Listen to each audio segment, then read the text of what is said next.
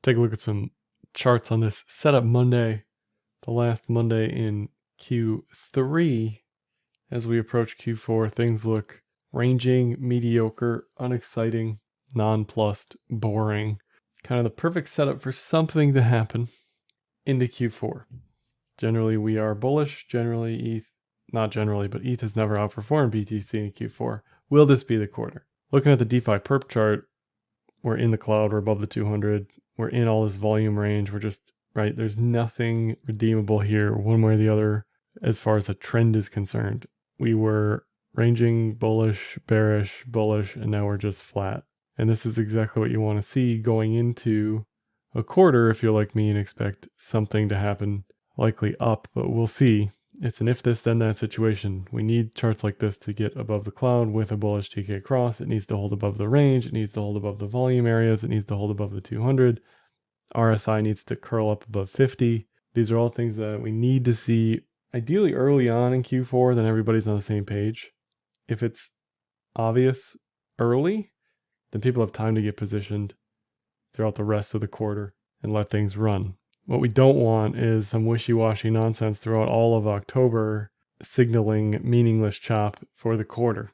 That's probably the most painful of all the options, which is probably the most likely at this point, but we'll see it when we get there. And against ETH, pretty much every altcoin against ETH is looking rather bottomy. So something else to watch for starting this week into Q4 would be to see some semblance of certain coins having some bullish initiative against ETH. This is the DeFi Perp chart over ETH USD. And you can see there's a type of something here, right? Inverted head and shoulders, rounded bottom. I don't know, right? It's trying to exit the cloud-ish soon to the top side. It's trying to get above the 200-day moving average. This still has a lot of time on it, but there's enough time now to signal to me and hopefully you that, hey, this is something to watch for going into mid-October, early November. And the earlier individual coins start to outperform ETH, the better. Because again, that signals where the trades are. Now, BTC looks even less exciting than even the DeFi Perp does. I mean, it is as milquetoast, basic, boring, right? Now, arguably, we've had a massive down rinse since the local top was put in. And there's a lot of people getting turbo, ultra bear. This is it. We need another 2 years of bear market.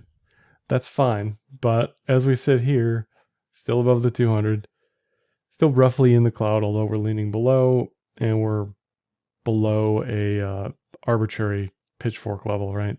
To me, it looks relatively valid based on the several touches of the midline up until this point, showing support resistance. So if we get above the midline or median line with a bullish TK cross, price above cloud, right? This is just super obvious trading 101, potential bull trend stuff, right? Where we sit here currently in this pitchfork, RSI, volume, flat, right?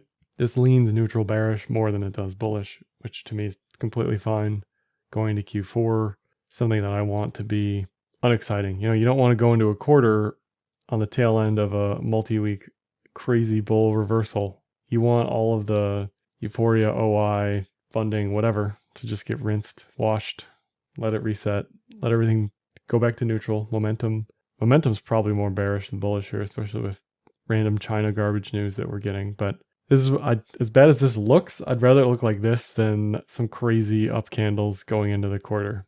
And ETH looks equally as neutrally bad as everything else. You're getting a bearish TK cross here, so it completely has reset any trend that it had leading into the quarter.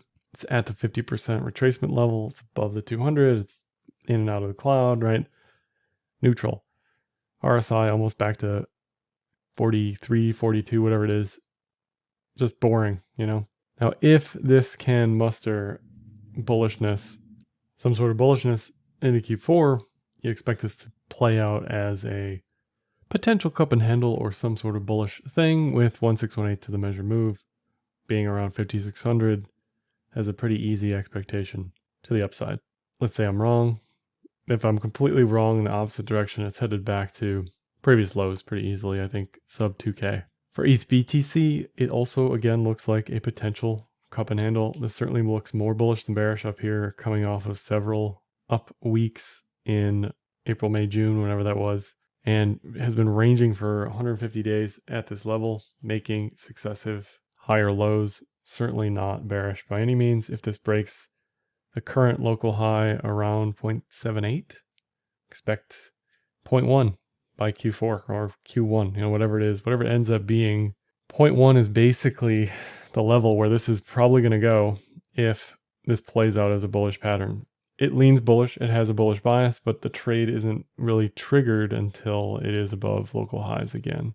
So can you gamble and just take the long now against BTC on ETH? Sure, but it's not a convincing trade until it's above that 0.78 level. Tezos to me already leans bullish. There's been a lot of maybe chatter about Tezos in the NFT stuff, some DeFi stuff. I did a video on it last week.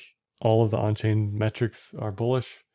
I don't want to like Tezos. I don't want to buy Tezos here, but you can't ignore, I can't ignore fundamentals and technicals. Even if this doesn't play out, the setup is too perfect, especially on the backdrop of everything else, which is just mediocrity.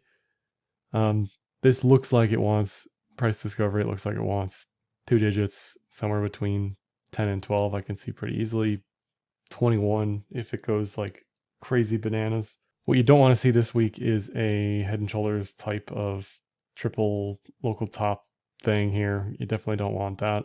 Remotely, you could see some sort of cup and handle and or inverted head and shoulders at the top. Yeah, that can happen. Basically, what you ultimately don't want, anything below the 200-day moving average, anything below the cloud, any lower low. You don't want that whatsoever. Then this kind of destroys the momentum that it's had. I like that it's been ultra mega uber chop, turbo chop up here with these pullbacks. I like that it looks like the old hodlers are selling at all-time high local high, which is kind of what you usually see at resistance for anybody who's held for a significant period of time. They're saying at these levels, awesome, can't wait to get out. I've been holding way too long, right? Especially any buyers at the previous level around 650 to 7. They are more than happy to get out here based on where this went at sub 250 just a few months ago. So I still like higher highs there. Some of this other stuff, Solana, it doesn't look terrible on the cloud. I mean, it's sitting above the Kijun, which is the mean reversion place. It's just the fundamentals for a chain that went down for several hours. The Sol maxis aren't going to care about it, but that's just not a good look for something that's trying to gain momentum and steam against all the other layer ones. Trend-wise, this looks fine. I have the half-year MA multiplier on here, which was the top basically every time. So if this does have another thrust up, I like 300, which is a 2x from here. Otherwise, it's probably going to retest 50 to 60 eventually. It may take some time, but that's where support is all the way down there based on the 183 to 200 day MA. So a bit more wishy-washy in the directionality even than the neutral stuff. At least when it's neutral, I can say, yeah, there isn't anything here. But here it's like, it mean reverted. Is there a trade here? Potentially. Ideally, this is the type of spot you'd get in if you've been waiting the entire time, right? So to be bullish here, I don't think is terrible on Solana. AVEX had the very similar Kijun tap tweezer bottom a few days ago. Now it's got this rising wedge quality, which I don't necessarily like. But if it can break 84, I like the multiple up here at around 150, which is more than a 2x from current price. But it's got to survive any potential rising wedge situation, which everyone's going to say is bullish. It's funny when I say stuff out loud for these videos, I can just imagine the comments on Twitter and in the YouTube video. But again, like Solana, if this goes south, anything below 30 is a buy based on the 200-day moving average. FTM, eerily similar to those targets that got hit for Solana at the half-year MA multiplier at around 220. Currently, that's around 275, which is definitely a 2x from here. Again, looks like Solana, it is at the Kijun, just kind of stagnating. Doesn't look super exciting, but to be bullish from here, I don't think would be terrible. And the buy zone's all the way down here at 55 cents. Something else to watch in the periphery is NFT trade volumes, which have continued to just plummet lower, lower, lower, lower. Now, I don't know if this is specifically for ETH or if this is everything on all chains, but ideally, if you're bullish on some layer one, like Tezos, you're seeing influx of NFT trading volumes as well, or NFT minting volume, whatever. So it's hard to get super bullish ETH when fees are high, no one's using DeFi, no one's using it for NFTs, right? Why are fees high? Fees should be super low if no one's using it for anything anyway, but it doesn't really make any sense to me to see volumes down here with fees relatively high. DEX volumes still holding at what's essentially the non-blow off top all-time high. I'm going to discount May as a, euphoria every once in a while type level relative to the sort of normal volumes we have here. So nothing too bearish in that regard. And gas, which continues to be honestly all over the place. 40 looks like the floor as far as 40 Gwei for gas. And it just continues to explode randomly at random times for random reasons, seemingly. So that's never good for DeFi. Everyone's bullish on burning ETH, sure, but if fees are still high, that kind of negates it for me as far as the whole point of Ethereum. The whole point of Ethereum is to do stuff. And if fees are high anyway, despite burning, who cares, right?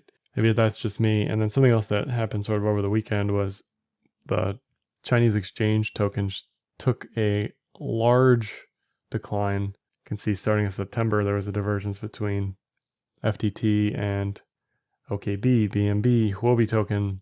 And then over the past couple days, all these just sort of plummeted with the exception of DYDX and FTT. FTT held its level. DYDX just got airdropped earlier in the month, and it kind of exploded on that decentralization narrative, whether or not that was actual Chinese rotation into usage of DYDX or just narrative peddlers hoping that it would matter. I guess we'll find out in the coming weeks, but DYDX volume has surpassed Coinbase, I believe, as of a couple days ago.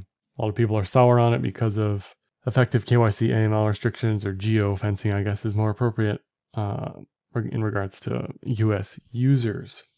Lastly, I'll just mention the ETHBTC fund and DeFi portfolio trade for TechMe Capital and Enzyme.finance, a non-custodial portfolio management tool where you can see everything, including AUM, performance allocations, all the coins I'm in, all of the vaults I'm currently collecting interest in, Yearn, Comp, Aave, and you can see the trades and the trades tab down below. That's all for this one. Like, dislike, comment, share, subscribe, and happy trading.